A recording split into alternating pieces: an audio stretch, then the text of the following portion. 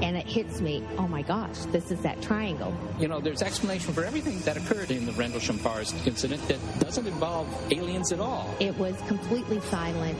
It comes right over our heads. He saw a classic flying saucer, really, standing in the clearing. He turned over to my father and held his hand, and he looked in his eyes, and he said, "We're not alone." Welcome to Podcast UFO for our live show. We're live every Wednesday at 8 p.m. Eastern Standard Time on the Dark Matter Radio Network. Please remember to visit the website podcastufo.com for past episodes, blogs, and forums. During the show, feel free to participate live in our chat room. And don't forget to like us on our very active Facebook page. Hello, everyone, and welcome to the show. I'm Martin Willis, your host. We have Alejandro Rojas coming up in just a minute. Before that, our guest tonight is Jon Kelly. He's from Vancouver. His website is yourinnervoice.com. Interesting guy. We had him on early in the show about 3 years ago, and I thought he was interesting enough to ask back. He'll be on for 2 hours. We're able to take calls. That's at 603-967-4030. You can jump in the chat room, too, and ask some questions. I want to thank all the supporters. We had a lot of supporters last week come aboard. I thank you very much. Now, I did say that, and I will stick true to my word, I'm going to send out T-shirts to anyone who supports for $10 or more a month. The question I have for the people, and you're welcome to email me at martin@podcastufo.com, is I'm having new graphics made down in New York City. A person down there is making a new graphic, going to make a really nice T-shirt. I can send the ones I have now, or you can wait for the better ones. It's up to you. Let me know. Send me an email. And we appreciate every single listener, whether you can help us out or not, but for only $1 or more per month, you can listen to the second part of the show. And that's enough babbling for me this evening. And now it's time to bring on the missing. He's been missing for 2 weeks. He's back. Alejandro Rojas, how are you? Good, but I'm not talking unless you promise me a T-shirt. It's a strike. You mean, didn't I give you one? I want one of these new ones. Oh, okay. Well, they're not made yet. The graphics are being drawn up right now as we speak. When they are made, will I get one? I better, or I'm not. I'm done. Oh yeah, sure, yeah, absolutely. Yeah. See, I learned that from striking, from the unions and this sort. So I'm a one-man UFO news union. Are you paying your union dues? I do. Okay, we all do. Yes, we all pay our dues. That's right. I pay my UFO dues by putting up stories and then having trolls come around. And no, actually, there's more than just trolls. There are lots of very, very, very pleasant people that are fun to talk to. But, so these are some interesting stories, and I think, you and I talked a bit about them on Monday, a couple of them. Before we get going on that, I just wanted to ask you, right now I've heard the Perseid, I don't know how to say that, the meteor shower that's going on. Mm-hmm. I've heard that it's really, really great in Arizona. Have you had a chance to check it out? I have not. We have had haboobs and burst, what they call them, something like a burst storm, microburst. That's what they call them. Oh, the weather has been really weird. Today it's great. But yesterday, in the morning, we had this rain and this haboob that came through. And a haboob, if you don't know, I mean, there was that movie with the horse. They're always really worse on TV where people die and everything. But they're dust, a big dust storm that comes through. And they're usually accompanied by wind. And they're really weird because there's usually lightning. And I didn't know this, inside of these storms, because it's these big dust clouds, are creating all these static. So there's lightning going back and forth, and it's really wild. But yeah, we had one of those yesterday that was accompanied by some really strong winds, and that was at nighttime. So I hurriedly went into my home and cowered in a corner. And actually, I think I looked at emails and stuff regarding this exciting UFO story I'm going to talk to you about. So we didn't have much visibility yesterday, but hopefully we will today. And that would be great to see, because I hear you can literally see hundreds in an hour if you're in a good place where you don't have a lot of light. Anyone, anywhere. I mean, there's so many of them that they might even be able to see them once in a while in New York City in between the skyscrapers. Yeah, we've had really bad weather here in Maine for the last several days, but it's just clearing out tonight. So after the show, I might take a look. You should. That'd be really exciting. And it would be interesting to see if there are more UFO reports. I wouldn't doubt that would be the case. You know, a lot of people would say, oh, yeah, there's, people's imaginations or whatever. But when you get more eyes in the sky, you never know. That's how I feel. Yeah, exactly. So what's going on for news? And welcome back. Yeah, thank you very much. It was a very nice, relaxing break. I got to hang out at the beach and also go on a ghost tour in San Diego, so that was a lot of fun. But as far as UFO stuff, some of the stuff I've posted since, this is a story from Roger Marsh from MUFON. This was submitted to MUFON, and this is a weird video, and you had brought it up on my show about a UFO video in Indonesia. It was actually allegedly recorded on my birthday, July 17th, over Jakarta, and it's kind of weird. You see this strange, really, it's hard to see object that's kind of floating in the sky. You would think at first it's a balloon or something mundane, but then it has kind of these weird movements back and forth.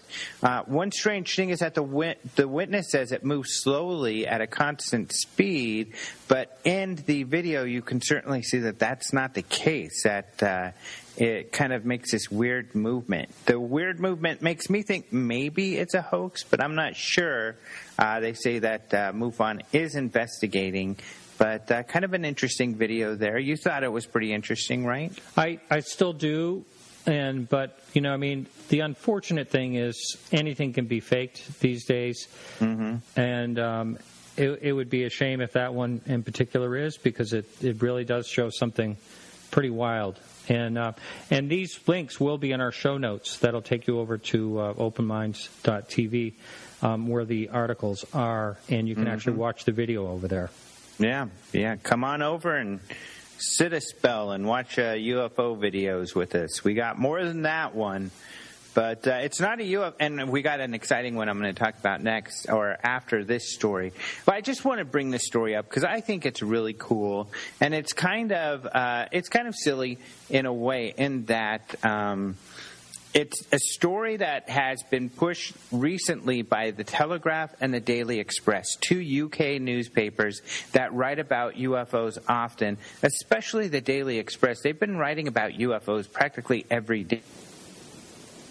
I think it has been every day for the last few months. And thankfully, they have written about open mind stories. The reason I'm bringing this up is that, we often talk about how the news doesn't do their due diligence. And for some reason, the Telegraph and the Daily Express is talking about these new released UFO files from Scotland Yard, essentially. The UK Metropolitan Police is their technical name. Actually, Dr. David Clark, who's a lecturer in journalism at Sheffield Hallam University, says he got these via FOIA in 2005. So he's the reason that these documents got released, and he wrote about them in a book, and he put them out in 2005. I don't know why the Daily Express and Telegraph are saying they're new, but he was writing about the Special Branch. They're in charge of national security. They're part of Scotland Yard, and they've been investigating UFOers. More recently, they've been investigating UFO enthusiasts, especially since 97 and 98, and this was due to Heaven's Gate, that group where they committed suicide. They decided these guys committed suicide, so they ought to start watching these people who are into UFOs and stuff, just in case, there's any more cults being created. So they're looking at people who watch the X-Files and Star Trek, those Trekkies, which, often Trekkies are very strange. I think you'd probably agree with that. But, aren't you? Well, no, I'm kind of laughing because I had Roger Nygaard, who did a documentary called Trekkies, and he was on the show. He's actually a skeptic, and so he's on one of my shows. But if you watch that show, it's on Netflix, called Trekkies. You really I've heard about that. Yeah, you do see some some real characters for sure. Absolutely. And I'm kidding because I'm a bit of a Trekkie myself, definitely. And, one of the other shows they watch, you probably had Bryce Zabel on, I think, but a friend, he's written a book with Richard Dolan, a great guy. He did a TV series called Dark Skies that was kind of an answer to X-Files. I think it was NBC. I should have looked this up. I keep forgetting. And it was about MJ-12 and everything. But that was listed in their documents as well. So they didn't find anything, essentially, but they had decided to keep an eye on him in these official records. What's also interesting, and they called it, ufologists, that they were looking at ufologists. But what's really cool, older files also show that they kept an eye on other UFO organizations, mainly because they thought they might be related to communists. Because, as you probably know, in the 50s there were lots of contactees, and the contactees were talking about, we shouldn't use nukes, and we need, peace and love, and they thought, and of course right-wingers, anytime you talk about peace and love, they think, these are communists. So that's kind of what happened.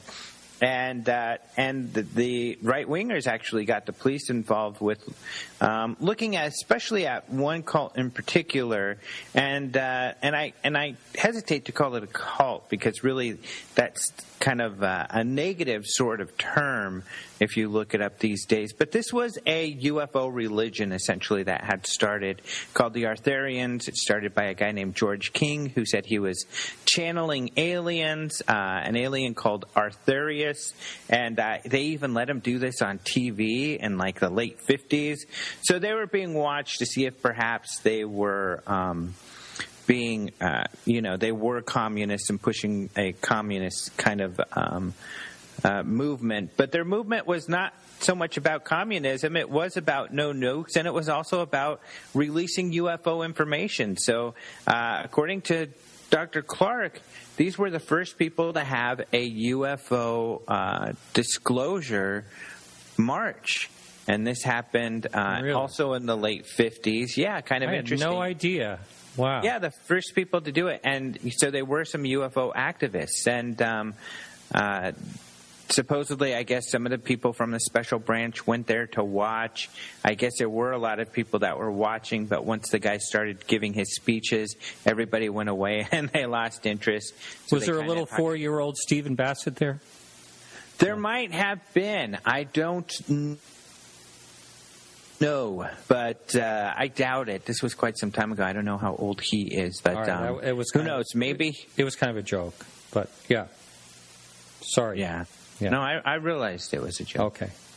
But all right. I really screwed that up. I'm going to edit that. You don't have to. Leave it in. All right. Okay. I dare you. I'll leave all of this in. I promise. Whoa. Nice. All right. I'm not going to edit one thing in this news. You got to be bold. Yeah. Well, it's if I do the news pre-recorded like this and I don't edit it, it's just as good as being live, I think. Yeah, then it's really the same thing because I try to do very, very little editing at all because I like it to have that live feel. And those awkward pauses, like, because sometimes I know how you are. I will pause and not say anything on purpose so that you kind of squirm there and then you giggle or something. And I'm very entertained by your reaction and your uneasiness. And so I hope the audience is as well. Yeah, thank you for that. Yeah. The last story, though, this has been the excitement for the last couple of days for me. And actually, I've been sort of keeping my eye on this story for like a year.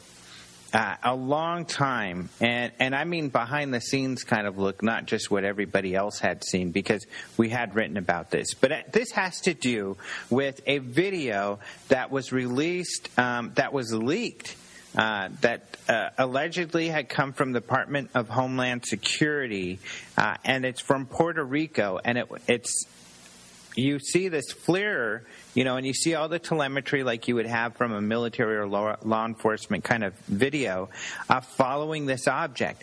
Now, this video, a poor copy of this video was released about a year ago. It was somehow leaked. This Puerto Rican UFO researcher got it, put it online, but he had the information all wrong. He said it was a helicopter. He said all this stuff, and there was very little data that came along with it. You just had the video, and this guy thought it was a helicopter. And there was some back and forth. Then, actually, a few months ago, a higher resolution was posted by John Greenwald from the Black Vault, because he received a high-resolution copy with an anonymous letter. And it turns out some of the details in this anonymous letter were accurate. So this person had some inside knowledge. So I suspect personally that whoever gave this to Greenwald was someone from this base. And it seems that people on this base were really excited about this video. The person who emailed Greenwald also emailed these researchers that I'm going to refer to in a minute that I've been working with.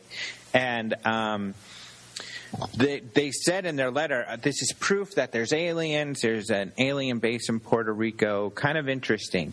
But what happened is these guys have been working on this whole time for over a year. There's a group of researchers that were approached by a witness, and that's all I can say. And this witness was an acquaintance of the pilot who worked for the Customs and Borders Patrol, which is a department of the Homeland Security in Puerto Rico. So this pilot and his crew were flying in a routine flight. They circled around the airport a couple times, but when they took off for their flight, they saw a light over the ocean to the north. They called it into the tower because the tower didn't tell them that there was any traffic in the area. The tower said, "We don't see anything on radar. However, we have a visual of that object as well." When the object came close to the coast, the lights turned off, and luckily it's about that time that the aircraft, which is a DHC-8, a Dash 8 is kind of the name for this thing, the nickname for it. It's a propeller plane, fixed wing. It had a FLIR system on it, a thermal imaging system, and at the time that the lights went off, it was able to begin tracking this object. So they flew around the base a couple times and then moved out to the south, all the while tracking this object. They tracked it for a little less than 3 minutes, and this high-resolution video was then shared with these researchers. And they investigated it for over a year to research who these people are, to verify that it did come from Homeland Security, which they have verified. They also did a FOIA to get radar data to see if the radars were detecting the object. They were not, but they did detect the DHC-8, the Border Patrol craft, of course. And that was helpful because even though there's telemetry in this video showing where the aircraft is, this just verifies that, that's not a hoax, that someone didn't hoax this video and it's all an elaborate CGI. It verifies that plane was in that place at that time. The pilot also, or the acquaintance to the pilot, who is the main source for these guys, said that there was a plane that was delayed taking off from this airport because it was an airport this object flew over because of this unknown in the area. And in the flight logs, you can indeed see there was a plane that was delayed at that exact time. So everything that the witness had said, all checked out. These guys were able to verify this was an acquaintance of the pilot, that this guy, they didn't disclose where this guy worked, but they said he was someone who would be in the know. They were able to verify all of this. And, you kind of got to then trust the researchers and that they've done a good job verifying that. But these are people I've known for years. They're some of the best, I think, researchers in this field. So, are you able to disclose who they are? Yes, I can, because now they've released this document. Just yesterday they released it, and luckily they let me have a preview so I could write a story and summarize it so I could help them get the word out and tell people about them releasing it. But they released their 162-page analysis, and I've summarized it in my story. But the people a lot of them work with MUFON, although this was done outside of MUFON, and they want to be very clear about that. And mostly it's because the witnesses didn't want it to be part of MUFON. The witnesses are very scared about any repercussions, so they only wanted a very few people to be involved. This was first given to a lady who's actually a MUFON investigator, and she's also a famous Cuban-born science fiction and fantasy writer. She's like the best-selling Cuban fantasy and science fiction writer, I believe, but she's very popular. Dana Chaviano is her name. She was the first one that was approached by their source. So she went to essentially her MUFON boss, which is Morgan Bial. I don't know if you've talked to him. He's the Florida MUFON guy who runs that chapter there. And they decided then to put together a small group of friends, including Rich Hoffman, who works in the defense industry. He's also a MUFON state director, I think, for Alabama. I forget which state. And then they also got involved Robert Powell, who is the director of research for MUFON. They got a couple other guys involved also with some science background. One of them is a physicist. And so this was the core group that did this long investigation. And they determined what the witnesses believed and had said. The witnesses said this thing had flown from the ocean over the airport and then back out into the ocean, and that it went through the water, and that it moved very quickly through the water and then split in two. That's what the thermal imaging video appears to show.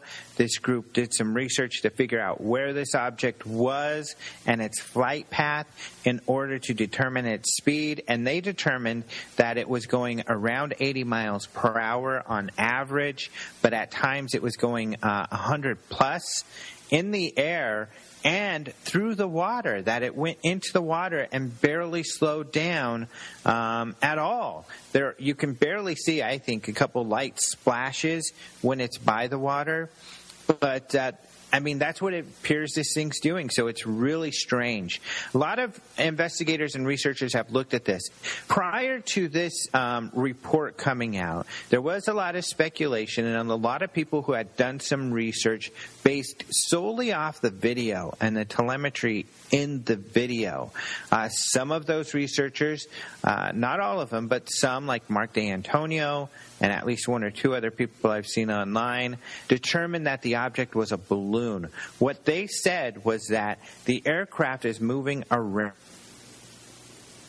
this object. So the background is moving very quickly. So even though it looks like the object is moving quickly, it's not. It's moving very slowly, and it's just a balloon. Can I just interrupt you right there? Mm-hmm. Yes.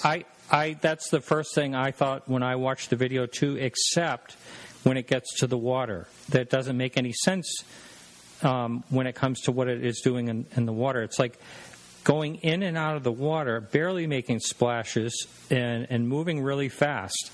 So I agree, when it's up in the air, the first thing I thought, well, it looks like it could be a balloon turning and twisting, and possibly the background from an aircraft being going by it. You know, it could make it look like it was moving faster than it was. Mm-hmm. But how do you explain? How would Mark D'Antonio, and I'm glad to hear that he's at it again. But how would he explain it going through the water? He hasn't finished his analysis, but I've gone back and forth with him on that because I agree with you. It looks like it's going into the water.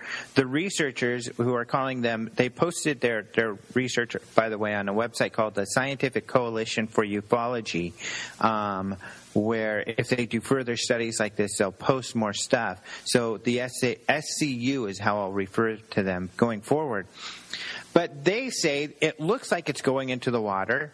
And everybody said it was going into the water because it was going into the water, and that they've been able to demonstrate because of the reaction of the thermal and where you see some light and dark patches, that shows there was some splashing and it was going into the water. So I asked Mark to say how it looks like it's going into the water. He says it's not. He says that with these sorts of radar, it's detecting thermal. So the object is really dark through most of this video, but when the background is a similar temperature as the object, then the colors will be similar and the object will seem to disappear. I have a problem with that because the only times this seems to happen, the object only seems to disappear when it appears like it's going behind trees or it appears like it's going through water. If this effect was happening, why does it only happen around the trees and around the water? That doesn't make sense to me, especially because the trees and the water are not going to be, the trees are probably not going to be much different than the ground in temperature. If anything, they'd probably be cooler. Same with the water. The water would be cooler. So you would think that the difference between the object and the water would be more drastic, not less. And while it's going over the water and it seems to be above the water, it is much more, there is more contrast between the object and the background. So it appears to go through the water and through the trees. It looks like that's what it's doing. And so that was my thing with it, because people speculated a balloon, but this object did seem to move pretty quickly, and it does move from one point to another. And it seems to move through trees and at one point be over land and one point over water. So what the SCU had found, seems more like what is going on in the video. But Mark, so far, is sticking to that it's a visual effect, and he's doing more analysis to determine if he's right. Well, please give my best to him. I'm glad to hear he's back at it. Yeah. For anyone that doesn't know, Mark D'Antonio had some serious health issues, and we're all pulling for him, and sounds like he's getting back to it, so I'm glad to hear that. So are you going to be doing a podcast about this next week? Yeah. All right. My Monday podcast will be about this. I'll have Robert and Morgan on the show, and we'll talk about it. Also, our UFO update for next week will be about this because there are more developments. There's more people looking at it, including other scientific organizations. Really? Wow. That's which good. Have had a positive response. They think the report's good, and they think it's an extraordinary case. So that's very positive. So it's really interesting. I think these guys did an amazing job. And I think one of the trouble, it takes some time to go through a 162-page report. And that's what a lot of is going on right now. Researchers like Mark and others are going through this document. And the researchers are very open to alternative ideas, but they do ask, and I think it's fair, look at their research before you comment, because there's been a lot of that. Look through the research, because they've probably addressed whatever your concern is. And if they haven't, they're more than willing to do so. Well, thanks so much. They've made themselves very available. Thanks so much. We ran a little long this time. Okay. Almost a half hour, but that's fine. It's been real interesting, and I can't wait to actually listen to those guys talk about it next week. Yeah, that'd be great. Thanks again for having me on, and check it out. And again, people, you can find all these stories through the show notes at podcastufo.com. That'll lead you right over to openminds.tv. And if you hang in there, we'll be coming back live with Jon Kelly in just a minute. Thanks again, Alejandro. Thank you. And we'll talk to you next week. Yep, talk to you soon. Just wait for the music break. We'll be right back.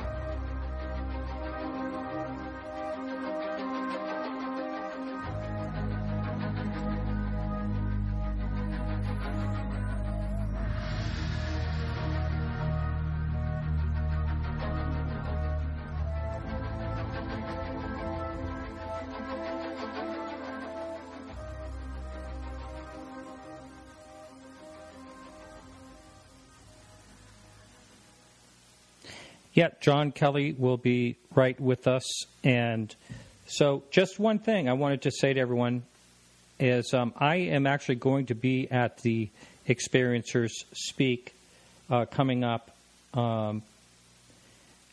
It is August 28th and August 29th, and I will be there, and I'd love to see you if you're there. I'm probably going to wear like one of my podcast UFO T-shirts that, nobody buys.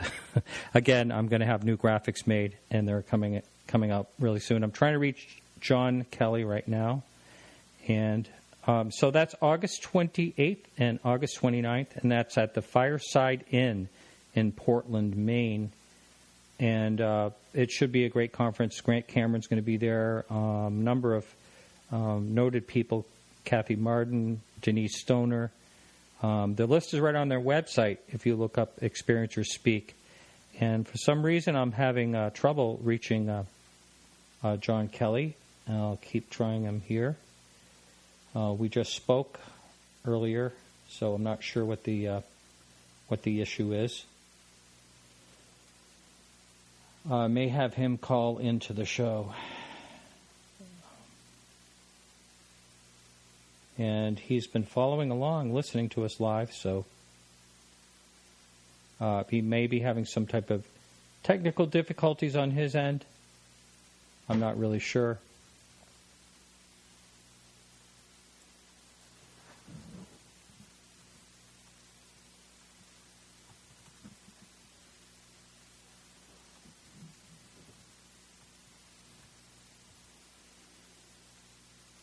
All right, so I really apologize, everyone. We're going to try to get this straightened out as soon as we can. And try him again here. So, while we're waiting, I had thought about the person that's going to design the T-shirts.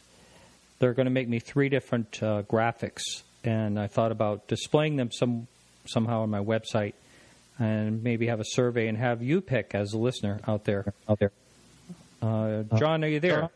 I sure am. John, are you? I'm hearing a little feedback. Do you have your headphones on? Can you hear me now? John, I can't hear you. Are you muted?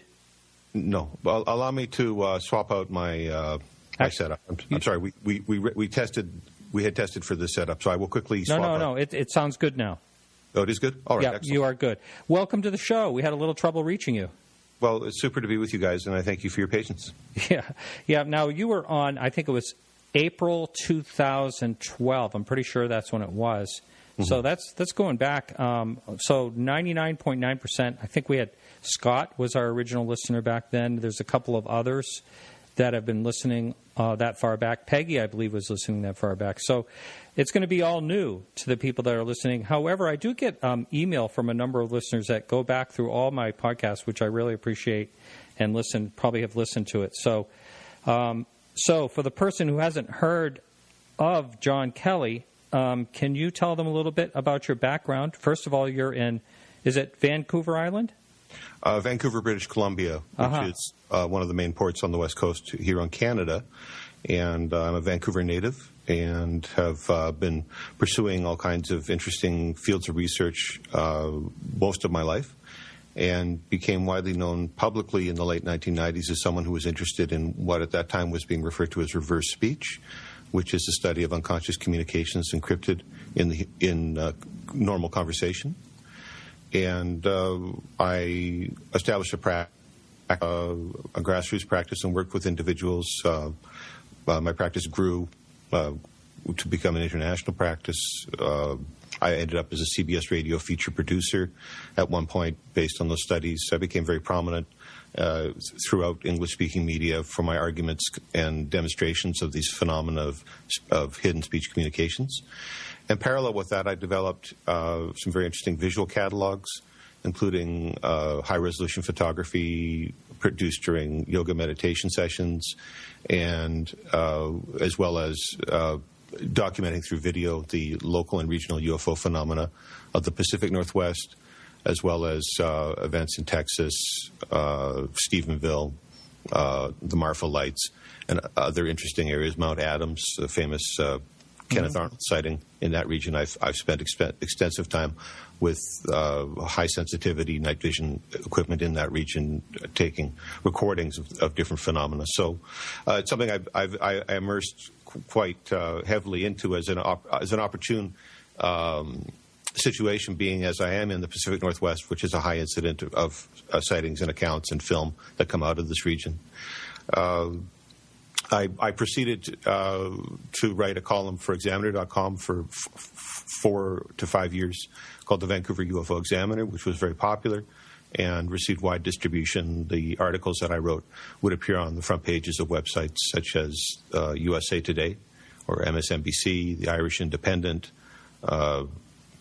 Dallas Morning News, and a very long list of English-language news publications picked up my stories, my UFO-related content, and other content, investigative content that I developed. And so I emerged as somebody who had a reputation in media for investigative studies, and took a turn into the UFO subject matter, beginning with the presidency of Barack Obama. And I've been doing field research in this area, again in the field with high sensitivity night vision, and at the same time reporting on some of the issues in related subject areas such as exopolitics. I currently write for newsinsideout.com, the news website that I co-founded with Alfred Lambermont Weber at the end of last year, which was coincident with the time of the wrapping up of my Examiner.com column, which is something we'll talk a little bit about, I'm sure, as the interview develops. And newsinsideout.com is where I produce my 2015 mini documentary series, which is a very strong UFO focus.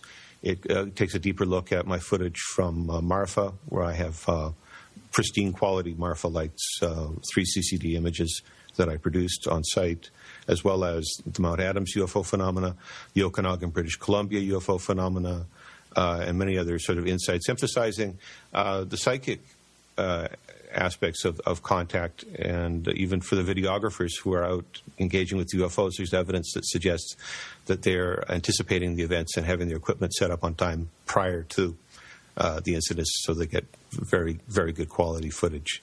The psychic dimensions of UFO contact appear to be very important, and they're prominent in my research and with the people that I interview and discuss these questions with. And so this is an ongoing theme, I think, in my work, is the encounter with the psychic nature and coming to terms with our own psychic nature. People who engage in these types of studies may find it has awakening powers upon them. They may find they start to see expressions of what could be interpreted as telepathic communications with extraterrestrials as a consequence of participating in sky watches and searching the skies and attempting to document the different things that are out there. Certainly there is a lot out there. People who equipped with night vision see a lot further than the unaided eye.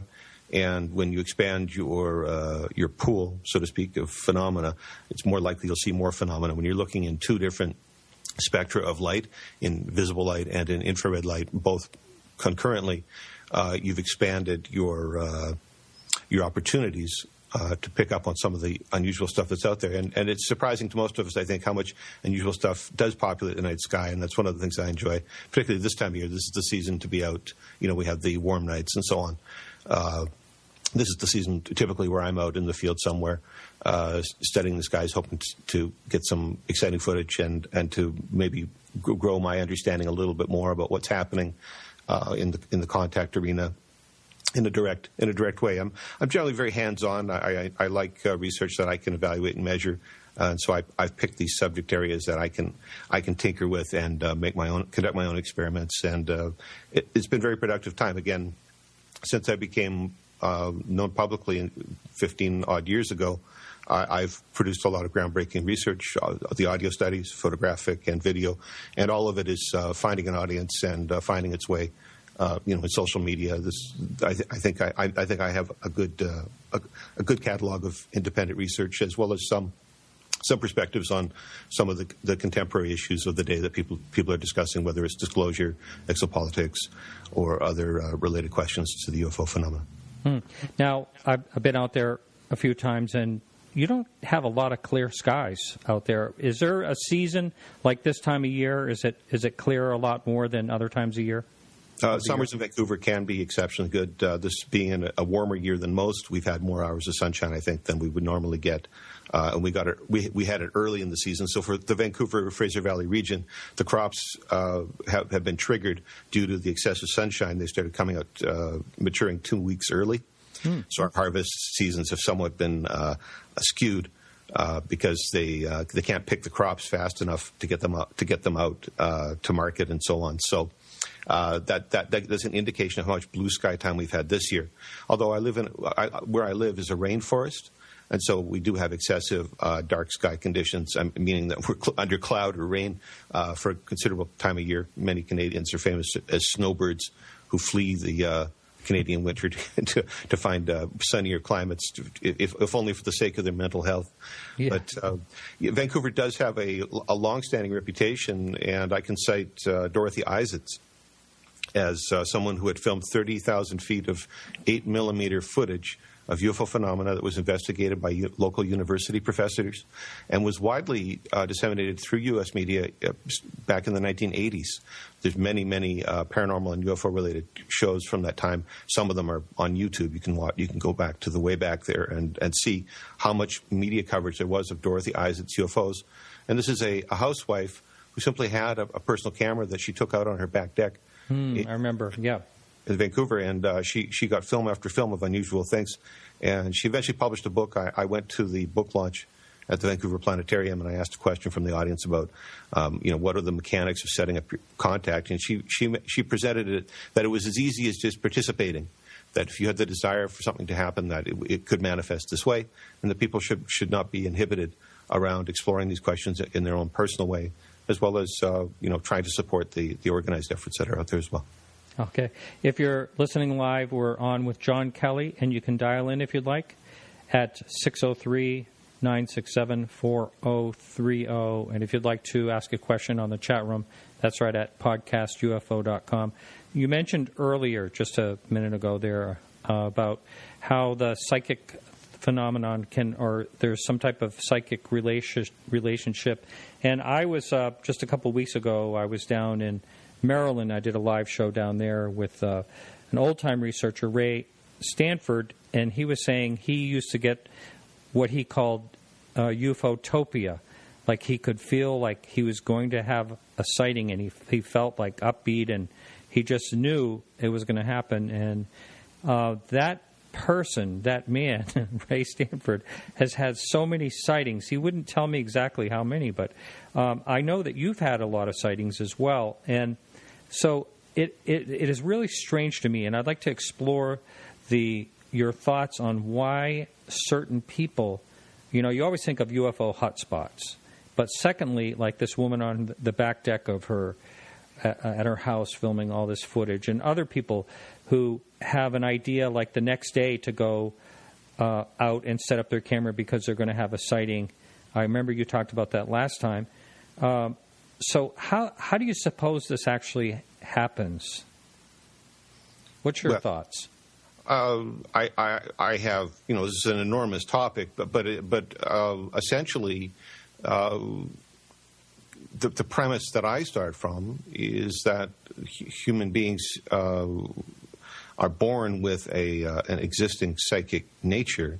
As to whether it is dormant or active within them as part of their day-to-day experience, it could vary from individual to individual.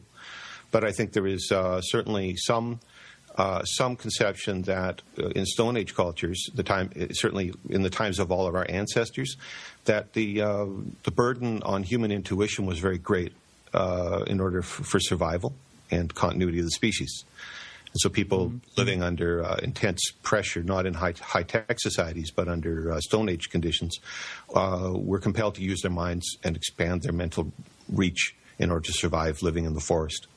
And so I think that there's an element of the archaic within us. Our ancestors may have been more intuitively developed or active than people, technologically enabled people of the present time, convenience-oriented people, and so on.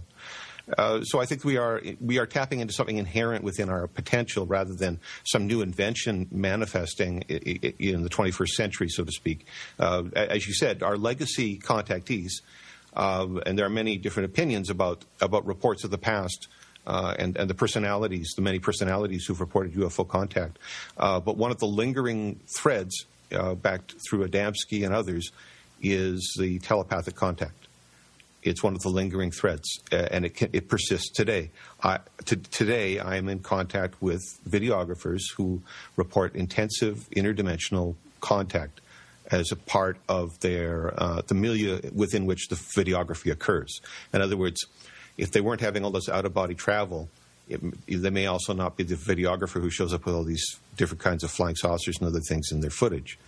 So, what is happening, I believe, is that viewed from my perspective, the contact experience is offering an opportunity for us, for human beings, to get in touch with our own psychic nature and come to reconcile that, and perhaps at the same time to observe that the cultural environment within which we live, just as we say, we understand that there are niche minority audiences interested in these types of research fields, and even those who have serious interest in these questions, not simply as some sort of entertainment. Our culture, the mainstream culture here, offers an adversarial environment for many of these kinds of questions, and so this kind of irony manifests in a context scenario. We begin to become aware of our predominant psychic nature. And then we begin to see the rest of our lives in this context that are we living in harmony with our own innate sense of being, and are we living in harmony with the environment as an expansion of that question? The inner environment and the outer environment our questions about these things are awakened through the contact experience. So just as a natural form of awareness, people may, for example, have persistent dreams in relationship to physical events. They may have dreams about contact or further or deeper levels of contact, like being on board spaceships and having face-to-face time with extraterrestrials in a timeline wherein they're also seeing objects in the sky or filming them or being part of sighting events in different ways. The psychic urges can manifest along the timeline, either in ways that are in series, like sequentially with physical events, or concurrently with physical events, or even anticipating the physical events. And this is where we get into the area where we say there are people who appear to be able to anticipate UFO contact and set up so much so that they can set up their camera equipment ahead of time and shoot stable footage during the entire event. I think that's significant. So this appears to manifest, and I don't suggest that this is manifesting with 100% of the population, because I've talked to numerous individuals over the years who've produced what I would consider very profound footage, at the same time who've not really reported that these psychic dimensions were really something that were prominent in their contact experiences. Although someone in the family may be having dreams about abductions or being on board spaceships, it didn't seem to have such direct transparency as in other cases where people are saying, the night before I had a dream where my spirit guide, the extraterrestrial, was telling me to set up my camera. So the next morning I set up my camera and I recorded the UFO. I mean, that's a very direct, linear relationship between those events. So I'm excited that this population, I don't know if it's cultural creatives or Generation X's or how we could define this community that seems to exist, but there appears to be psychically active participants in UFO contacts all in different parts of the world, and they are becoming more visible and prominent. They're self-publishing. They're using social media to get their experiences out into public discussion, and I see this as this emergent contactee population that will be setting the bar for ufology and research and theories to interpret the data to follow. I see this emergent population as the people that I hope to reach in this window of time that we're in now. Mm-hmm. Mm-hmm.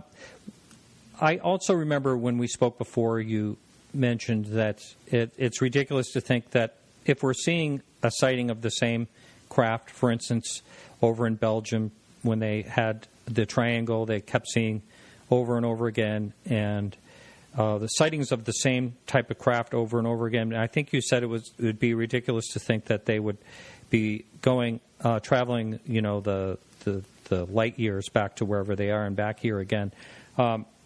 That's, again, all this is speculation by anyone talking about the subject.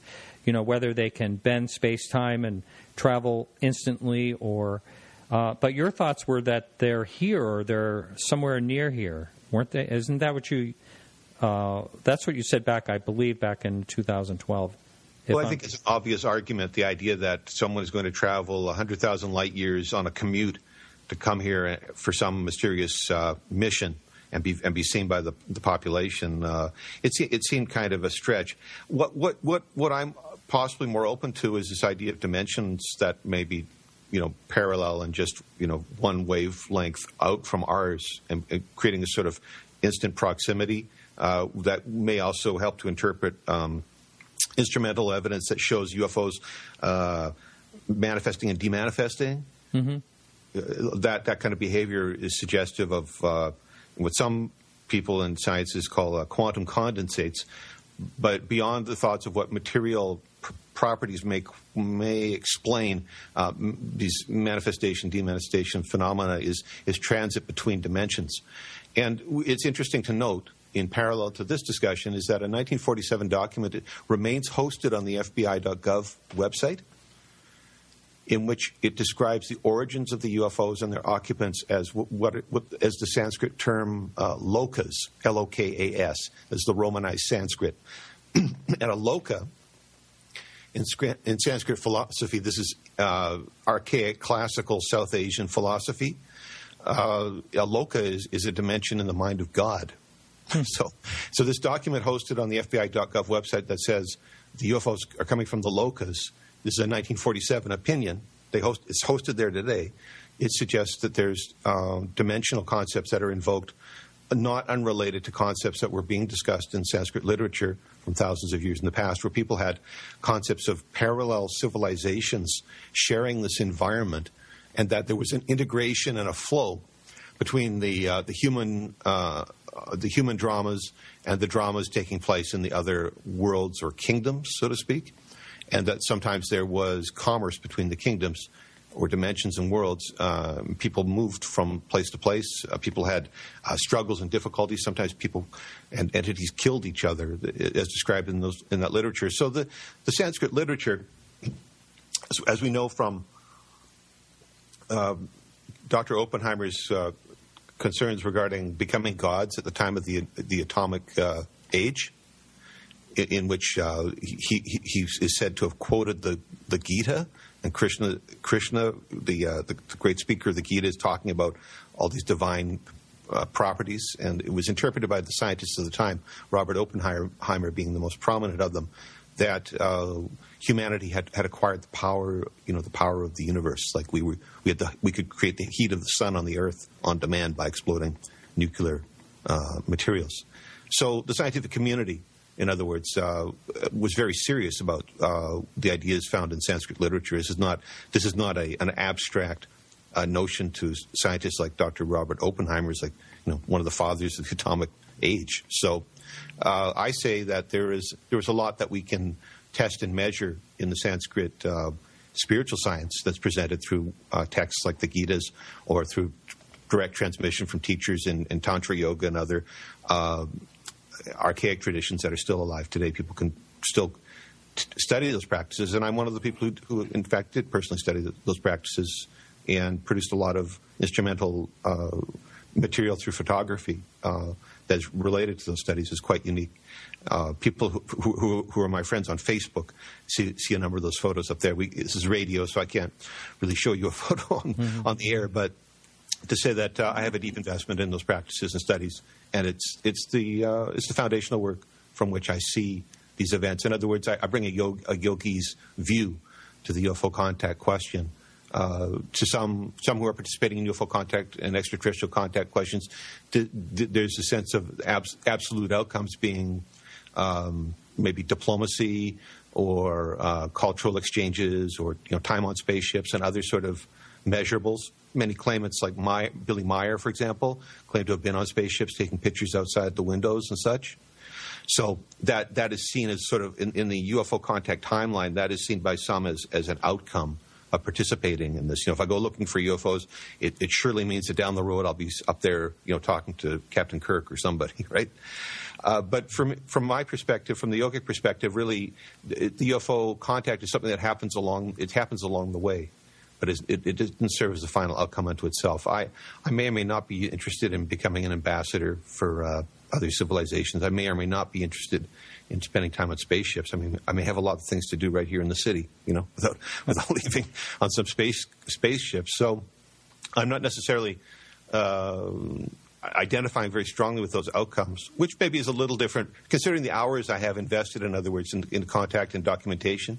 It may seem a little odd that I'm really not pushing, we need to get on the spaceships and go to some other planet or something like that. I'm not really pushing that kind of initiative. I see it as more its educational opportunity. I see it more directly and immediately relating to psychic development and awakening of consciousness within the individuals as a platform for the expanded consciousness. And I think that is something that's immediate. I think that people can have psychological breakthroughs about sense of limitations, about human behavior and human potential through participating in these events where people are beginning to demonstrate precognition and other kinds of advanced behavioral performance. Then I think that is really consciousness expanding, and I think it is a way to participate in the evolution of the species. These are the kinds of visions that I bring. It's all about the consciousness at the end of the day. I have a lot of instrumental evidence, and I've got a lot of hours in the field, but at the end of the day, it's a state of mind and what we've learned about ourselves, the reflections that occur within our minds as a consequence of these events, I think is really the big takeaway. Every time I bring up in one of these shows the possibility of interdimensional or dimensional or time travelers or whatever, other than the extraterrestrial, idea of the whole situation, I get email. But do you theorize your own thoughts? Are your own thoughts that these are more of interdimensional than extraterrestrial? Well, those are two widely used terms. In producing footage, I don't have like some. My footage and experiences don't meet a lot of standards. In other words, I don't have vehicle registration codes. I don't have pilot's licenses. I don't have in-cockpit footage. So I may have a sense of who's up there, but I don't have a lot of bona fides. To show you, documentation from their embassy or whatever, right? In other words, this kind of differentiation, I think this is an important part of my research approach, is that these discrete questions don't necessarily hold a lot of water in my world, because at the time of recording, it's inconsequential to me as to the absolute origins of the subject that I'm filming. If they are, let's say, hypothetically in possession of dimension shifting technology, there's reasons to believe that that's going on, or they're just traveling so fast when they take off you can't see them. Both those possibilities exist. There's limits on the technology I have disposed to produce those kinds of measurements, but also again, I have limited personal investment in trying to figure out if these are the Romulans or the Andromedans. I mean, my research doesn't attempt to answer those questions. In this way, I'm very vague, you see. While I'm producing all this concrete material evidence that's is instrumental based rather than opinion based, at the same time, I don't care who triggers the awakened consciousness, as long as the awakened consciousness manifests as a consequence of those encounters. It could be the Raelians, or it could be the Pleiadians. I mean, I just don't have any investment in those questions so much. So, but I am able to cite the FBI's website and that document that talks about locas and UFOs. I mean, they're hosting the document on their site. That must have had some currency in that organization at some time. It's still on the site. Yeah, the 1957 document. pretty amazing. Okay, that's it for hour one. We're heading into hour two, and if you're listening, you are a supporter, and I really appreciate that. Thank you for supporting the show, and we're going to get into all types of interesting topics in hour two here. Hang on for the music break. We'll be right back.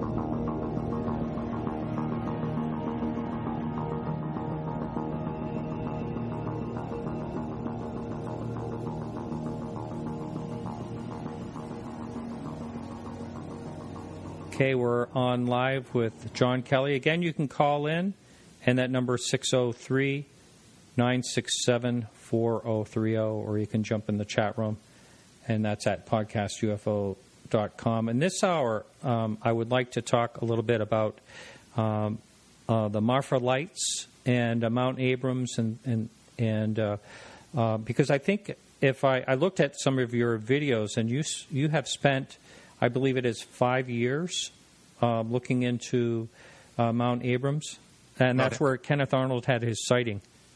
The sighting between Rainier and Adams in south central Washington State is a location where I've spent numerous seasons filming, and 5 years of documentation I was able to pull from that location. So, I put a lot of time in the field. I saw myself, I had reasons to believe that I would succeed. Somehow I would be able to gain new footage, and I would be able to innovate in areas like the use of 3 CCD camera systems and in using digital night vision. So I had several opportunities, one of which led me to Marfa, Texas, and West Texas, filming out in the desert. So we can start with Marfa and sort of wind our way back up here to the northwest. What happened was I ended up on a road trip across the southern United States in 2010, and in the later part of the year, during the fall, when it wasn't as the depressing heat wasn't as great out in the desert. And I traveled between Roswell, New Mexico, and southern Mississippi, Jackson, Mississippi, and saw many sites and many interesting opportunities for filming. I filmed a very prominent daylight UFO over Dallas at the Addison Airport on that trip. And I had at the airport itself, just like within a block or two of the airport itself, right in that community space. Wow. And I and sort of to add weight to my discussion earlier about psychic phenomena, it just so happened, you see, Martin, that I was wandering with my broadcast camera rig assembled on a tripod, wandering the streets when it happened. You see. Wow. Yeah. And so. The story is interesting from a number of different dimensions, but I have daylight color footage of this very interesting object that is perhaps reflecting a lot of light. But I think the most important thing we can measure from the footage is that it's stable like a rock up there. It travels in one direction at one speed consistently for 6 minutes of footage, and I stopped taping because I lose it behind a building. But it was had some really interesting qualities to it, and regional pilots and air industry people who looked at the footage in camera before it was even dumped to an editing station concurred that they couldn't make any sense out of it, and they've been flying for 20 years. No one knew this thing was really interesting and unusual. It occurred concurrent with the flap in New York that was predicted by a Canadian retired NORAD officer. I'm trying to remember the dude's name. It was Stanley Fulham. I can't remember that. That may be the name. But a fellow who predicted major UFO events over world cities like Moscow, New York, etc. And what did manifest on that day that this fellow wrote in his book a year earlier was this big sighting over New York that was widely covered in the broadcast television. And so within that day, it was October 15th, 2010. I got my sighting within 1 or 2 days, 24 hours, 48 hours of the New York sightings, as if it was part of that flap. Anyways, it was daylight sighting. It was quite spectacular. I revisit it in my mini documentaries because it is such interesting color footage, and because it's the instrument was a 3 CCD camera. It means triple sensors. I had redundancy, multiple sensors in one camera system. All three will not fail in the same way at the same time. It's highly improbable. So that whole adventure met minimum standards of redundancy, minimum standards of data collection. It's color, it's daylight. It's an exciting piece of footage, and there are appearances in the footage as if when I'm chanting in Sanskrit while I'm taping, that the UFO is flashing light back, like there was some bidirectionalness evident in the footage. But as I said before, the whole premise of my being there, ready to tape and to get that quality imaging, was that I was wandering the streets with my gear because I had a sense that if I was ready, something would occur, and that reinforces this premise that I'm saying, is that our inherent breakthrough consciousness can be very active when we start to study the UFO. Now, is that footage available for anyone to look at, and if so, where would they find it? My YouTube channel has a few different renderings of it. The better renderings are in my mini documentaries, which are on newsinsideout.com. The title, let's see, if you go even to my latest talk, I gave a workshop here in the Lower Mainland just the other week, and the title, I'm just scrolling down here, the trailer was Journey to Inner Space 2015. Journey to Inner Space 2015. You can see a little bit of that in the trailer, and folks who want to sign up can see the whole documentary, see a really nicely produced version of that footage. So newsinsideout.com is where you can find that story. Let's look up Journey to Inner Space 2015. You'll find it there. And I will continue to discuss that footage. It's fun when we have instrumental data. We can play with it and tweak it. And over the years, we learn how to better edit and better work with to bring out the qualities of the footage. So I can revisit things like this, and I enjoy very much revisiting the images and trying to better understand what I'm looking at. It's a great opportunity for me to learn, to be there, measuring what could be evidence of other dimensional or other planetary civilizations that just happen to be, flying over major U.S. cities. And so there I was. That's October 15th, and within 2 weeks or so, I was en route to Marfa via Stephenville. And I had about 5 days layover, an hour outside of Stephenville, and so I took it upon myself to do some studies of the testimony of the Stephenville witnesses. And it was very interesting research, and a couple of phone calls as a result of my findings got me into a meeting with one of the prominent witnesses, and I got to spend a night on some of the land where some of the major events in Stephenville happened, and to do my own taping. So I was on site in Stephenville with the people who were on the front lines of those events. The Stephenville incident is one of the major UFO incidents in modern UFO history. A very, very large object was scanned on radar as approaching the Bush Ranch, the Western White House. And there were all levels of government were awakened to this issue as to what it potentially meant. There was a lot of military presence, a lot of interesting social and political situations arose around that. But I was on site, and I met the people and went to the locations. A lot of fascinating things happened there. It was a great experience. And so en route to Marfa, I stayed in Stephenville, and then I made my way to the Marfa Desert and spent a few nights out in the region. Very beautiful and stark, naked beauty of the desert. It's a former seabed. There's an ancient ocean was once there. And as we look out across the desert, not only are we able to see the vehicle traffic along the route to the Mexican border, we're easily able to distinguish that. But there are other phenomena happening, other lights that are not cars on the road. And I got some of that footage. It's that footage that I have on my YouTube channel and in my I discuss in depth in my documentary, Marfa Reflections.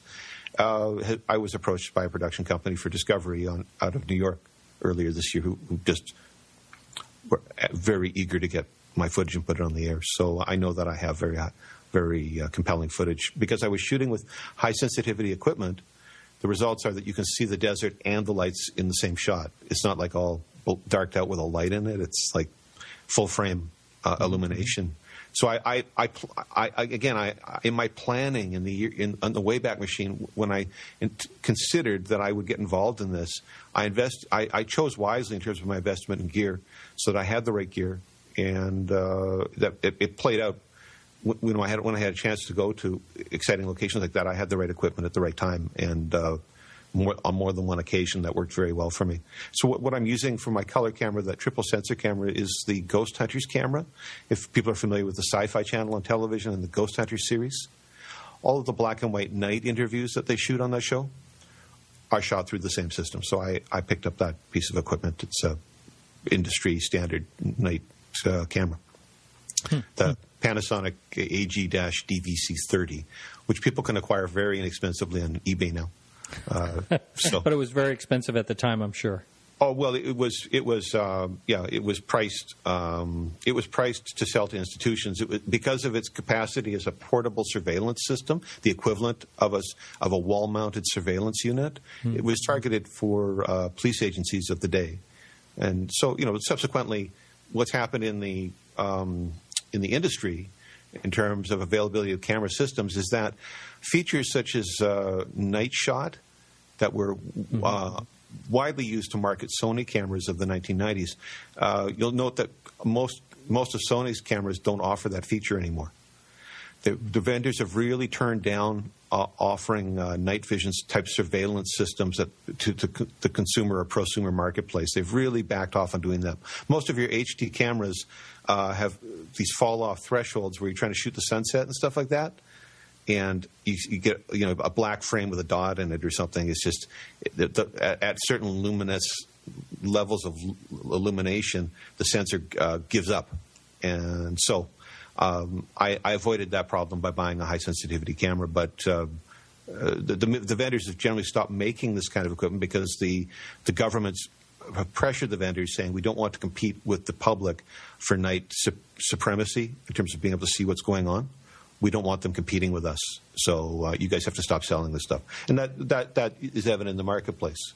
But I had the right equipment in Marfa, and I got great shots, and it was a wild adventure. I mean, the cold wind blowing at night out there in the fall, your skin will start to dry out in about half an hour. It's like take lots of skin lotion if you're going out there because the wind is really biting. But what a super stark environment and a great experience. The $1 million platform, the viewing platform in Marfa, was in fact constructed using funds and resources not only from the city but from the federal government of the United States and the Texas Department of Highways were involved in that. And there is a lot of symbolism in the construction of the platform, in as much as it absolutely resembles a pyramid with its top cut off. So all you have to do is pull out your satellite image. But I go through all the symbolism that was architecturally laid into that site to show its mystical designs and how your taxpayer dollars are really funding a lot of seemingly Masonic initiatives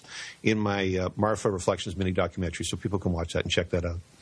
So I ended up in Marfa, and on that trip across the South, I ended up there because of connections that I made in Washington, and the time I spent in Washington up at Mount Adams. The Rainier Adams area was where Kenneth Arnold had his famous flying saucers in the 1947, and a number of other well-known UFO incidents happened in Washington State in that period of time. Yeah, before we move into that, I'd like just to ask you a question. What's your thoughts on, you have a situation like the Marfa lights, and they're repeating all the time. Everybody it seems to go there to look, and they see something.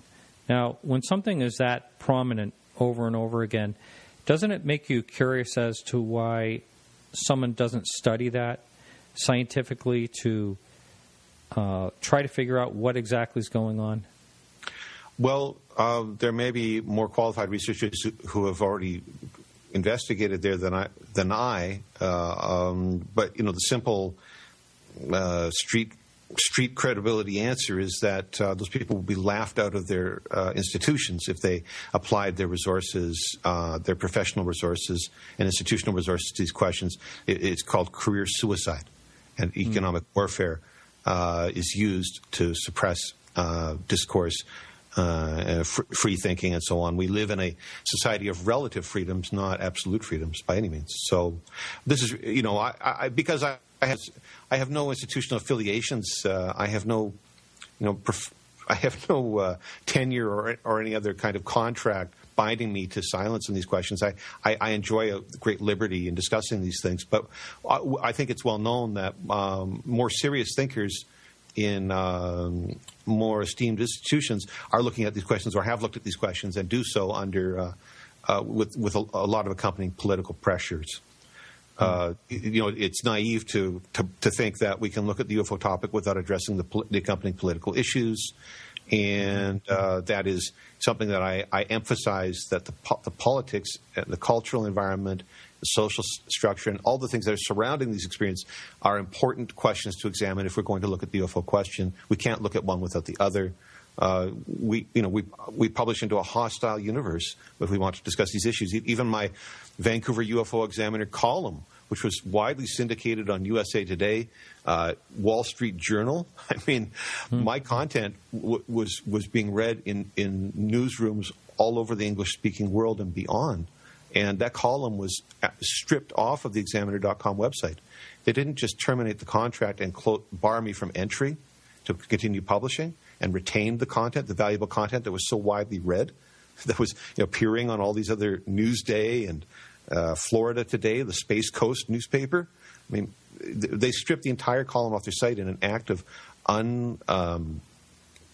indescribable censorship. The rawness of what happened there was shocking to me, and that was in late 2014. Now, I was involved with Examiner.com subsequent to my role as a feature producer for CBS Radio, and somebody who had been all over BBC and Deutschland Radio Berlin for years prior, doing investigative research. So I took the liberty of continuing to do what I felt were culturally important stories that may not be directly UFO related, but Examiner found grounds to terminate my column over my Bill Cosby reporting, and it has subsequently been seen in the tide of public opinion. Cosby has certainly been vilified thoroughly, and my opinion of the questions surrounding that actor's career were laid out clearly. The feeling was that it was, in fact, the Operation Mockingbird CIA footprint in Examiner.com that actually saw my article first published after review by the editorial team. It was released on their site and then torn down, and then the entire column within 24 hours was torn down. And the terms of the contract with that publication group were that the writer has no recourse, and the publisher has no responsibility to provide reasons why they do such things. Just one of our freelance society economy is we can terminate the contract at any time with no reason. So those are the conditions. But the good news was that I became the co-founder for NewsInsight.com, which gives me I have entirely 100% editorial control, and that is someone in my position who was breaking stories like the Iraq War 2 years before it started, and identifying Edward Snowden's UFOs 11 months before The Intercept. Someone in my position needs a publishing platform where they have retain some element of control and some protection against censorship, because certainly I've inflamed the passions of more than one production person in my time here, and I've lost platforms due to my stick-with-itness. My inability to bend my understanding of the truth to conform to some immediate political need has lost me a lot of professional opportunities. CBS doesn't call anymore, for example. Getting back to, there's just a couple of things I want to touch on what you just talked about, but getting back to my last question, why scientists don't take a look at that. Isn't there's got to be people out there that are curious, though, that are in the science field. There has to be. I support that, and I think there is evidence for that. Dorothy Isaac was studied by tenured professors at the University of British Columbia. It's a very prestigious West Coast university, and those individuals took a hard look and went on camera to talk about their audit of her claims.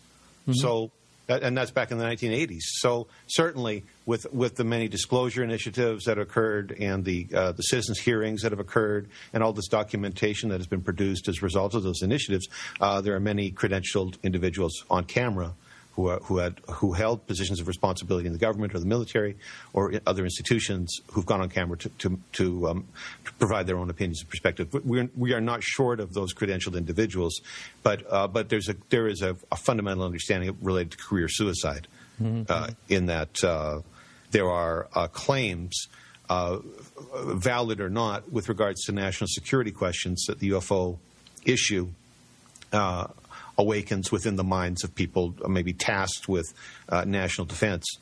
But I say that if the entire air defense system on 9/11 was shut down, I think we obviously have invoking national security over UFO issues. I mean, we already have national security problems, so it seems. We already have a TSA that was audited operating at 95% inefficiency by the Department of Homeland Security. So all these supposed security initiatives that we've got don't seem to be doing a lot, don't seem to be accomplishing a lot, so to speak. So I'd say that this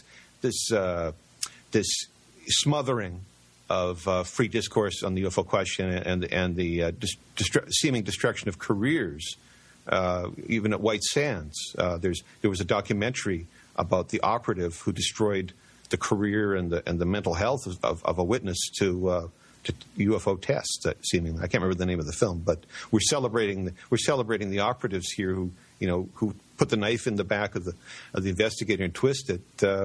We really got it backwards. It seems from the perspective of people who are going out in the field and having direct contact with seemingly more advanced civilizations. There's some sort of harmonizing that's not happening in our present way of looking at life and the meaning of society that needs to be invigorated. And I think that that's, again, one of the takeaways is that our eyes open to ways of living and ways of being as a result of these contacts. And I think that those esteemed thinkers in the different institutions who may be addressing these questions in secrecy or in silence or under other kinds of constraints, they feel that urge to. They feel the desire for something better to happen and for some advance to take place. And so I'm, as far as I'm concerned, there are a lot of people, a lot of prominent thinkers. We have the former Canadian Minister of Defense and Deputy Prime Minister who's been active in the circuit, Paul Hellyer, who's been for several years. I mean, that's a position of grave responsibility in terms of Canada's national defense. So he thinks there's something to it. I think we can reflect and we can learn from the contributions of our forebears and predecessors, the brave people who've already taken great risks, particularly people who are under oath. They've taken tremendous risks to come forward in breach of their agreements with whatever government agencies. A lot of these people exist, but I would simply like to emphasize that in spite of the luminaries who are available speaking on these questions, I look beyond the horizon. I look to the emergent population. I'm looking to the grassroots where the new visionaries are out there in the world now, having different types of contacts, underreported, underdocumented, not well understood. I see the breakthrough knowledge coming from the new people who are coming on the horizon, the next generations, and so on. And that my hope is to meet them in my lifetime, to meet as many of them as I can, and to learn from their experiences and to be there experiencing alongside them. I think it's a very exciting adventure, and I hope that my enthusiasm and people like me can inspire the enthusiasm of the more serious thinkers and the people who may have access to better resources and to help and to make contributions in these areas. I hope that they can be inspired to become more visible and make more open contributions in these areas. Now we're listening to Jon Kelly. And for live listeners, we have a lot of you live listeners right now, and you're welcome to call in, ask a question at 603-967-4030. And the chat room is very quiet tonight. We usually have a lot of questions popping up. I think everyone's just fascinated. They're listening to what you're saying, probably. So you started to talk before I distracted you. You were talking about going back to the Pacific Northwest and Mount. I want to say, is it Mount Adams or Adams? That's yes. it. President Adams. And so the Gifford-Pinchot National Wilderness Area surrounds this stratovolcano in the Pacific Northwest in the Columbia River Gorge region, the Columbia being one of the major tributaries from the Rocky Mountains that starts up here in British Columbia and winds its way down to the border of Washington and Oregon State. And so just north of the river is Mount Adams. And in the late 1940s, in 1947, independent pilot Kenneth Arnold was on a flight south in which he sighted, flying between Rainier and Adams, these two Cascade volcano mountains. He saw this squadron of objects in flight, and this became the report of flying saucers that dominated the headlines, and created the meme of flying saucers was born out of that single incident.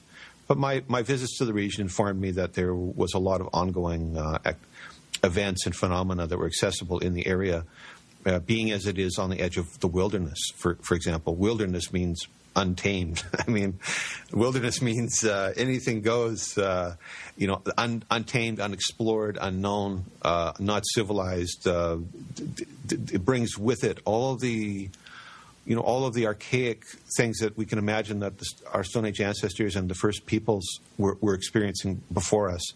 I have no doubt in my mind that the Native Americans in that region were having all kinds of contact and phenomena, dimensional, localized, in the sky, on the treetop. They were seeing a lot of intense things, because I can tell you right now, I saw and participated in all kinds of really strange and unusual experiences by being up in that area. It was really unusual.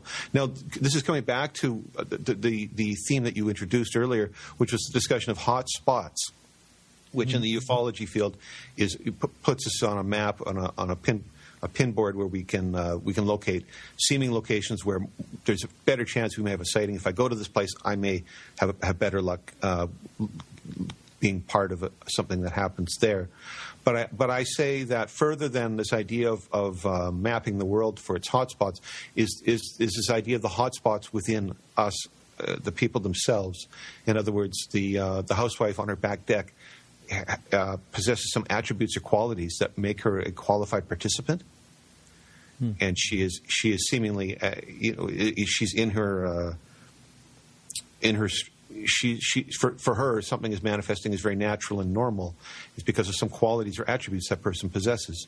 And so if we become those qualified individuals, in other words, I say, then there is no real restriction on where we have to be necessarily for something to happen. And at the same time, we also find ourselves put in situations where we just happen to be the agency of getting the recording done.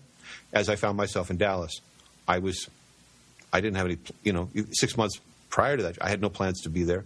It's the way it went. I just happened to be the individual in that situation who was qualified to participate, and I just so happened to have all my equipment with me at the same time. So we can be those people in life. We can be the person in the right place at the right time.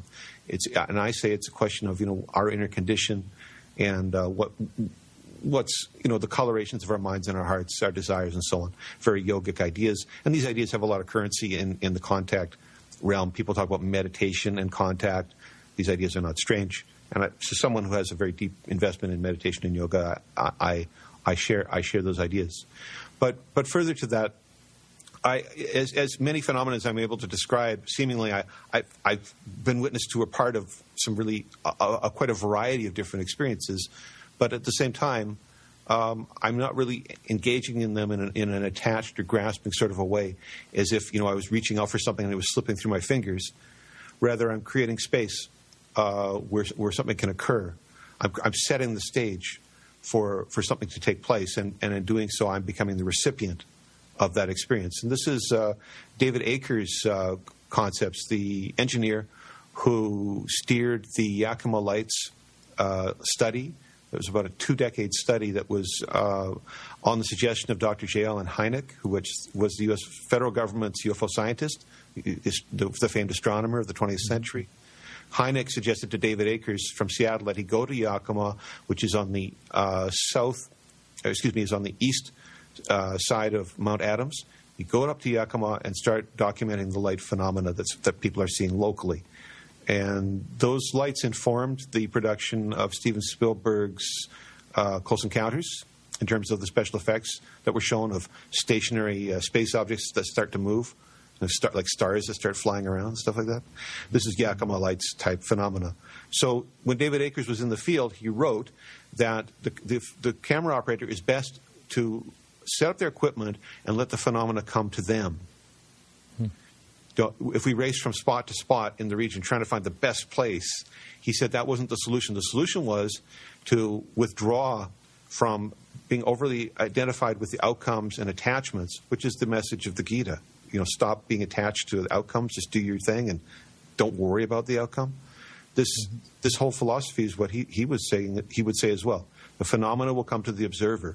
If we qualify ourselves, if we emerge as fully capable of engaging on all these different levels with something, that something will find us. It will notice us and will want the qualities that we're manifesting around us will be attractive to those other intelligences, and that's a lot of what the Mount Adams experience is about. And David Akers, an engineer, I mean, he led a 20-year study at the Yakima Nation to document this stuff, and he was, informally assigned by Dr. Hynek. So these were serious people, and yet this is the perspective that comes from that research, and it falls into my perspective as well.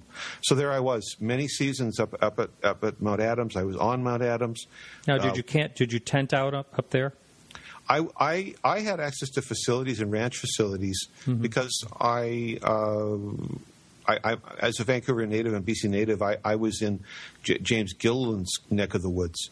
And so James, the prominent contactee at ECETI Ranch, extended a lot of hospitality to me over many seasons, and I became one of the prominent videographers on his land, which meant I had access to the facilities and so on. Wow.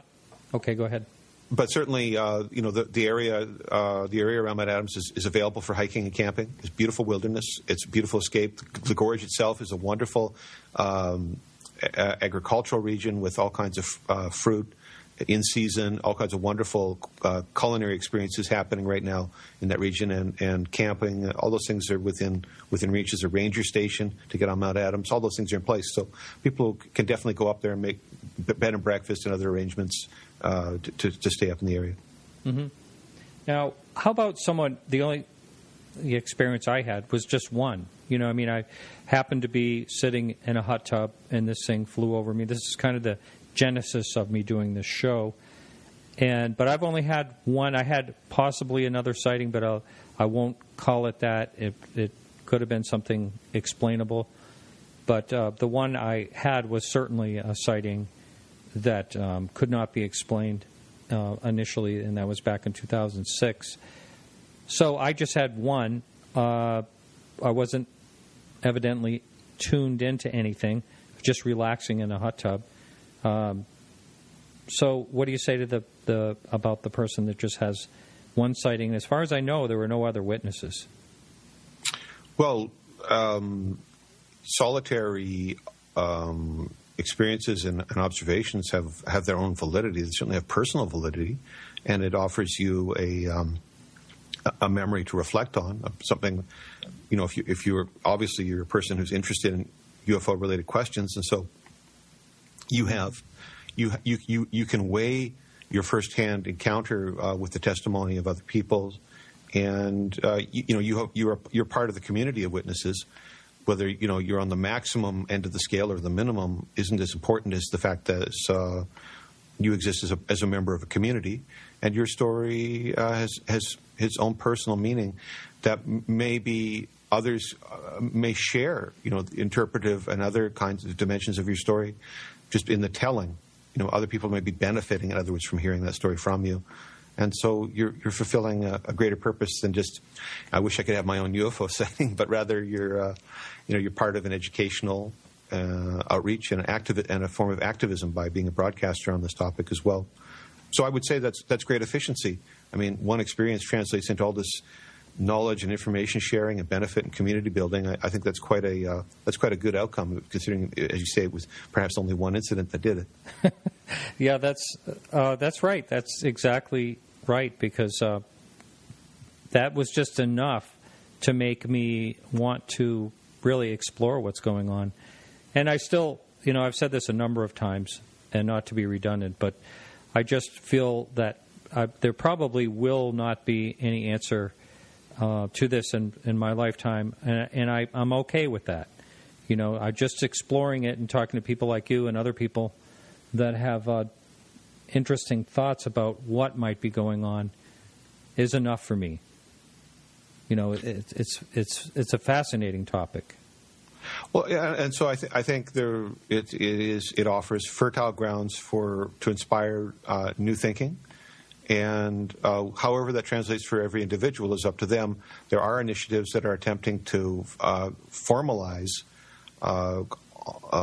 political and social understanding of these issues and our heritage in the 20th century or even earlier, which may or may not be stonewalled in our time. I'm someone who said I could sit around and wait for formal governmental disclosure, or it seems to me I'm in an opportune situation where I could go out and I could investigate personally, and I could break through the wall of silence and the cultural barriers that I was encultured into and indoctrinated into by living in this society. All of the woo-woo little green men type of mentality that accompanies these questions. Mm-hmm. I was able to thoroughly shake those concepts from my psyche by climbing the tree of encounters repeatedly. That seemed to me the opportunity of my time is that we live in a time when there's inexpensive high-end technology is in the consumer market, like digital night vision is widely accessible today, and people are living in areas that have continuous sightings, as if all we had to do is just pick up our game a little bit and just treat it like people have amateur sports. They play softball on weekends. Well, this is sort of like a sport too. If we start playing enough, we get in the game. We'll see some amazing plays. So I see this as one of the great opportunities of our time for the individual, for the community, on the small scale. I don't have a grand vision where I'm going to have a meeting with the Pope and Queen Elizabeth and the President of the United States. I don't see myself being buried out in Arlington Cemetery. I don't foresee that as a consequence of my study. I just see this really ripe opportunity for education and investment in future understanding. As a kid, I was a beneficiary from all the writers who wrote about the subject of UFOs. I read extensively in the public library. I lived in a community where we had public libraries. The way that things are in libraries today is that faceless, nameless contractors supervise library content on their internet services. So if you use an internet library connection, there are sites that are actually censored off those connections, and the censoring body is a subcontractor to the Department of Homeland Security. It's a nameless, faceless corporate entity. So if I was growing up in a society where I had such constrained access, I may not have read all of the informative ideas about these questions that I did that inspired my later thinking. But I'm one of those people. I grew up in a time when we didn't have those kinds of restrictions on access to library books. We don't live in that society today. There's a lot. We have this relative freedom. It seems like we have a lot of choices, but actually, there's a lot of things. You can't read it, and you have to read it in the British newspapers before it becomes news in the United States. I mean, this is the practical reality. So I was inspired as a young reader, and I hope to be a contributor to that same flow, that someone like me, a young person who was like I was, will have some questions that I may be able to answer. My efforts and my accumulation of data over time will serve to advance the mind of a younger person who may be able to make some kind of breakthrough contribution. If they see a good foundation, a good research foundation, even if all the theories aren't in place to explain all the data, they see the abundance of data, that there's evidence for pursuing this research. That may be some kind of a genius who can transport this whole question on to some next level, and they just need a little inspiration. They just need a little helping hand. And so I see myself as able to contribute in that way, and that's why I've feverishly acquired so much footage over the past few years. I saw this as just such an abundant opportunity and such breakthrough stuff. I mean, we're talking about participating in events that mainstream physics denies are even possible, and we've got people participating by the dozens at a time. And it's like, well, we know we're onto something. We know we're breaking through the curtains of denial. The imposed censorship and freedom of thought. We need to shake ourselves up a little bit. We need to jump in the water and swim around a little bit before we start making proclamations about the nature of the oceans, and all the beings that live in them. We're still discovering new fish and aquatic entities living in the oceans, right now. Right. In the science journals that continue to publish new species, new subspecies, and all this kinds of stuff. It's constant, and so the rest of the universe appears to be no different. Life is abundant, many forms, and there's many thoughtful people under severe political pressure and career pressure and economic pressure are coming up with constructs like quantum condensates to describe objects that can be recorded on instruments and seen with the naked eye that manifest and demanifest, on camera and stuff like that. There are some very well-educated people looking at these questions, but they do so under severe pressure. Severe pressure. People even doing shows like this, Martin. You may have experiences with trolling and other kinds of problems, even possibly state-sponsored trolling, which we know is going on. Coming in and laying claim to ideas and discourse and interfering. Facebook and the social networks are rife with these types of problems. I'm a senior administrator on a group that has 12,000 members, and we're constantly being subjected to junk disinformation flowing through the group and needing to sift through that. Talk radio certainly is no different. There's a lot of structures in place to inhibit or prohibit a culture of freedom and discourse around these questions. Well, I do get several hundred emails a week, and some of them are pretty tough to take. So I don't know if that's any part of anything, but usually it's just critique, and I do welcome that, and I do listen to some of it. But so it sounds to me like what got you interested in this topic is you were an early reader? As a young reader, I had a natural affinity for the topic, and I had access to resources like public libraries that were well stocked on these subjects with the authors of the late 1960s and early 1970s. And so I had access to some of the contemporary thinking of the day on these questions, and I just continued to pursue the interest as an adult. Circumstances allowed me to acquire equipment and meet the contactees and start to produce my own filming. So I had an affinity for it, as if it's just some people play baseball, some people like sports like mountain biking and stuff like that. I like running around with a camera and taping extraterrestrials and interdimensional beings. I mean, it's just my thing. What can I say? Yeah. No, I think this has really made my life much more exciting. If I had, and it's funny how I started this whole show was basically I've said this I think rather recently, but I'll just say it real quickly. I was on another podcast and I brought up my UFO encounter, and he transcribed the podcast, and that keyword UFOs and everything I was talking about got a lot of traffic to his site. So it kind of inspired me to make this podcast, because I realized it was a topic people wanted to talk about. Certainly, and the mainstream media understands that, because they constantly promote UFO-related stories every month.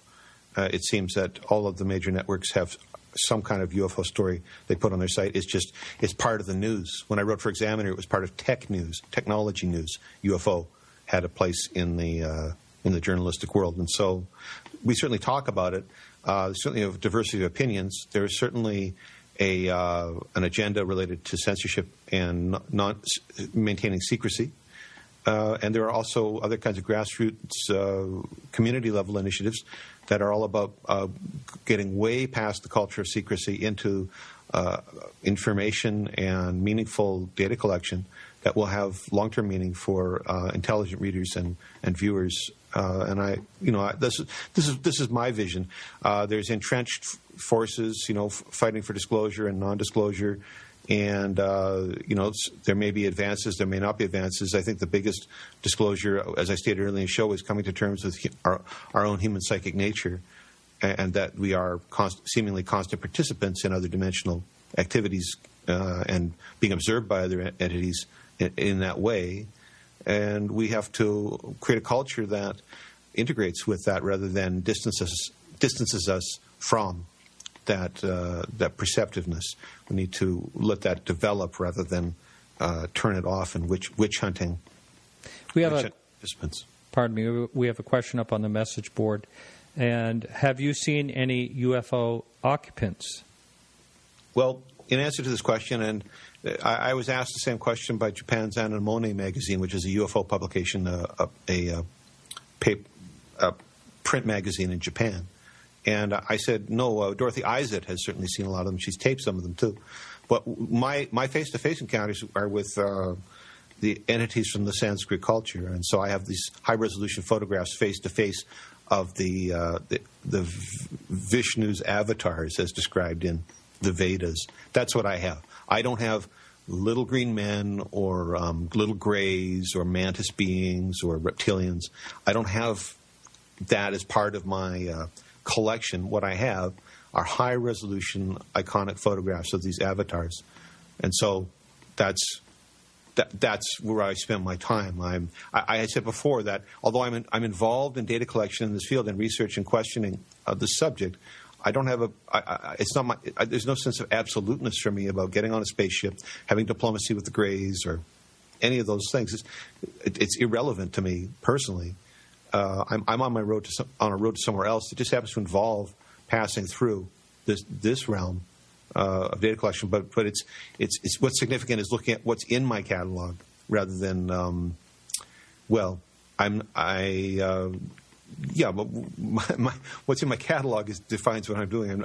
As I said, I'm not doing diplomacy with the mantids. I'm taking pictures of the classical avatars of higher consciousness. So that's the reader would have to go, or the questioner would have to go to my Facebook and look through some of the photography, and they could see a lot of stuff there. And that's where I'm at. I'm a yogi who's in the UFO world, journalist, former CBS radio feature producer who's also playing in this field because I can, and because I have proven with demonstrated abilities to come up with the evidence. This isn't arm's length research by any means. As I said, just because my testimony doesn't involve flying around on someone's spaceship and getting handed 2 stone tablets of commandments or something. I mean, just because my experience doesn't involve that doesn't mean that there'll be benefits to the viewer and the reader from looking at my footage. I mean, my footage validates for people who don't have camera equipment or time and resources to go out in the field and do this kind of stuff. It validates for them their own experiences, and it is helping them because they write to me. I get the comments from them. It's helping them. And I've also operated a UFO hotline with my toll-free number where people called in their reports, and I produced psychoacoustic studies of their testimonies that way as well. So that's my level of participation. It's not necessarily your classic UFO contactee case by any means, but it is representative of a person, coming out of the late 20th century, early 21st century background, and bringing these mixed cultural perspectives to the UFO question, and also being able to cite that places like the FBI website are defining the UFO phenomena in terms of what the Sanskrit philosophers described as alternative dimensions. I mean, I'm not exactly out of step, seemingly, with some of the more serious thinkers on these questions who emerged prior to my appearance in these questions. It's just, I have I'm not really attached to. It could happen. It couldn't happen. I mean, I really don't have a lot riding on it. My research reputation was based on reporting wars, not predicting UFO landings. It just so happened I picked that up along the way. It's not to trivialize it, but I'm not participating like many of the famous, widely reviewed contactees that the Betty and Barney Hill, people like that. Very different type of participant in that way. Mm-hmm. I have a friend that is listening right now, and she was in New York last weekend, and they did some type of meditation and chanting and saw at least 12 to 15 UFOs, strange light flashes and orbs, etc. So 30 people got together and did this thing in New York last weekend. Yes. And that's amazing to me. So this is what I'm identifying is this trend is happening at the grassroots, and the people themselves are assuming some responsibility for their own growth and development in these areas to penetrate into the questions that they may feel that the government or other responsible parties may have been shirking their duty. Dereliction of duty may have occurred in informing the public, and so people are saying we have within ourselves we can penetrate into these questions and break through the barriers of ridicule, secrecy, etc., and have meaningful cultural, philosophical, and even spiritual experiences as a result. So, I think what you're describing there, this is where I have a lot of faith in this future of individuals assuming some of the responsibility for their own participation and going out and making it happen. Yeah, I'm going to ask you kind of a probably esoteric question, and that is, you're really into this topic. You really work hard at it. You know there's no money in it. And so what keeps you going? I think that what I had initially stated was coming to terms with the psychic nature as an operant agency of day-to-day living is the greatest question this may raise within me. And so in my attempts to resolve that question, I express my inquiry through different activities, which include filming or field trips and road trips with different contactees and other videographers. I am just, I'm just living the experience. We some people sing in the shower. I mean, no one's paying them to sing in the shower. It's just a natural expression of their beingness. Mm-hmm. And their personhood. So I'm a person who identifies with this topic, and as an expression of my personhood and beingness, I participate. I see, yeah. So we have I think we have about 5 minutes left. I want to make sure that, now you used to run a show, or do you still run like a podcast or a live show? Well, I had done quite a bit of live broadcasting over YouTube, but the climate on YouTube had become so difficult for me that long format productions for YouTube have become really not practical because my content is subject to fraudulent claims of copyright, and which creates all kinds of complications and problems. And so my long format content is still appearing at newsinsideout.com, particularly through the News.io Plus mini documentary series. People can find my long format content there. But yeah, I did participate in social media broadcasting and so on. I learned the ropes. I did the whole thing.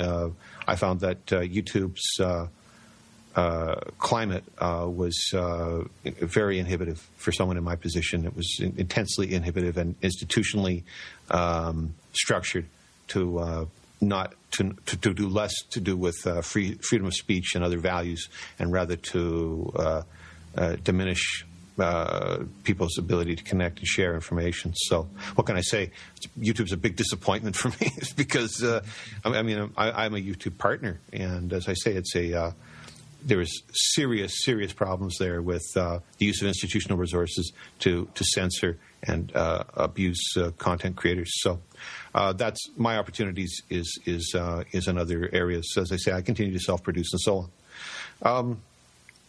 Yeah, so I have, there's lots of people who will still talk to me. I've been critical of some of the people in ufology, I think for good reason, but there are still prominent figures who will still talk to me, who will still interview with me, and we may see some interesting interviews coming from those talks over the next 6 months. But as well, I feel a sense of pressure on time that I must publish in a meaningful way to distill the intelligence from all of the data that I've collected, and to ask the questions in print and other media that may be avoided in my absence. As a provocateur activist in this region, in this area, I seem to have the ability to get into areas of thought that are not necessarily as prominently pronounced in the culture. So I think I still have something to say, and I'm very excited about completing my documentary series for this year, as well as whatever new research opportunities come up. I continue to work with individuals dealing with issues related to UFO contact and other kinds of stress and trauma through my private practice. As a consultant, I've been a speech analyst in private practice since the late 1990s.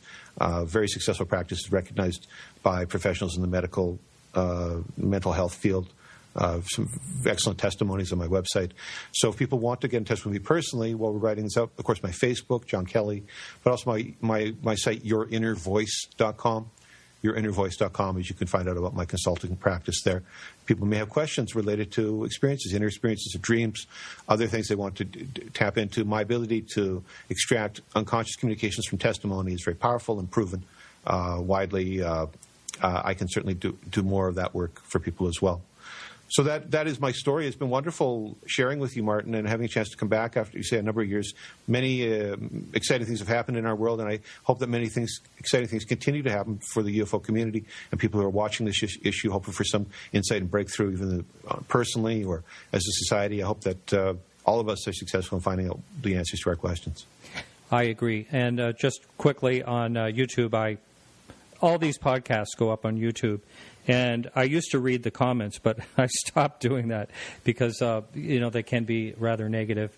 There are some really good ones, though. But I continue to communicate and contribute to YouTube, but YouTube is the YouTube institution itself, the staff itself, have come down so hard on me. Wow, how about that? Well, that's it for the show this evening. I want to thank you, John, very much for participating. Yeah, it's great to be with you, and I thank you again for thinking of me for your show. All the best to you, and continued success. Yes. All right, everyone. So Nick Redfern will be on next week. I want to thank Alejandro Rojas for the news. We had music by Bruce Renier and Carrie Lloyd Whitehouse. I want to thank Peggy for managing the Facebook page. She's back from vacation, so she's at it again. And if you like us on Facebook, you'll get all the latest UFO news. Again, we'll be back next week at the same time with Nick Redfern, 8 o'clock Eastern Standard Time. And we'll see you then, and keep your eyes to the sky.